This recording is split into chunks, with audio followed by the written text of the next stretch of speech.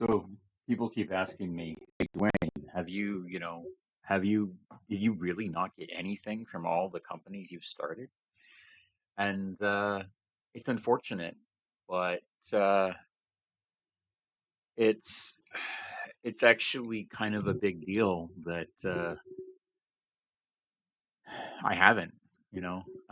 One of the sad things about the technology industry is that it's very common for companies to intentionally give bad deals to developers.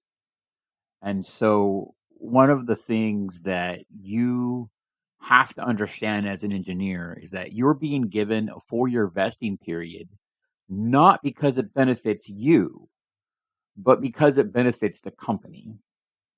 Because they expect most projects to be done in 3 years, and they add an extra buffer year to that just in case, because they don't want you vesting.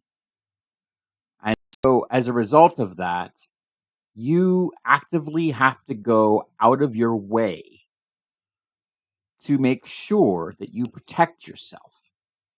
Because in most cases, if you are told that you are going to vest and be a part of the company in 4 years, they will do everything in their power to make sure that you don't vest enough equity to tip the scales in your favor and allow you to actually be a part of the company long term.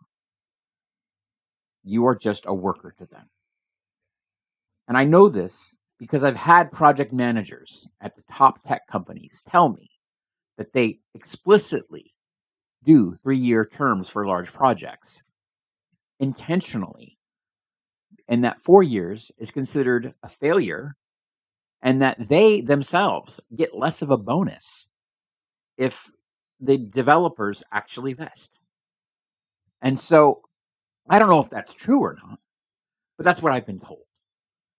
And so as a result of that, I I do know that based on my own experiences that I have literally been pulled aside the day before I was scheduled to vest my shares and told that the VC that is funding the largest part of the round has requested that engineers not vest because they don't want to be diluted out. And as part of that, they were firing the engineers effective immediately, and they were going to rehire them at the same rate the next day.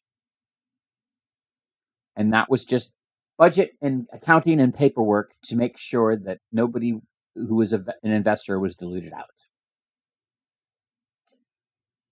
Forgetting, of course, that the engineers themselves were investors with their time and effort and the fact that they were taking under market wages to build this thing. And that, as part of that, I was also being diluted out. And I was being told that I wouldn't be allowed to vest, even though at the stroke of midnight, I would have been considered a founder and an equity owner of the company. And they couldn't allow that to happen because I was an engineer. So I need you to understand that when you are offered equity, you should not be looking at the value of the equity just on the cash value alone. Look at the cap table. Look at the number of people on the cap table. And go out of your way to make sure that the amount of equity that you get is a percentage that makes sense. If you're a founder, don't take less than 10%. And honestly, if you're a founder, you should have vested equity on day one. Otherwise, you're not a founder, period. Founders have vested equity. And I've learned that the hard way as somebody who's been told that he had a 4 year vesting agreement. And then the day before the first of the vesting was to be scheduled, told that none of the engineers would be allowed to vest and they would be let go the day before that happened, and then rehired the next day if the engineer allowed it, which of course they would, because let's face it, if you're working in a startup, you're not getting paid market wages. So you need the money. And I feel like that's abusive, personally. But that and other kinds of shell games to dilute engineers out are extremely common. And so I need you to understand that. Oh, and these are actually pretty good renders. I did a pretty good prompt there. Uh, it's very common for you to be told one thing and have another thing happen if you're an engineer. And this is because the business side doesn't really value you. You are a worker to them. And that is my experience. And it's something that has dramatically changed my perception of startups. Because of this, I am not as focused on the money that I make or the amount of equity that I'm given, because from my perspective, I worry about the leadership far more.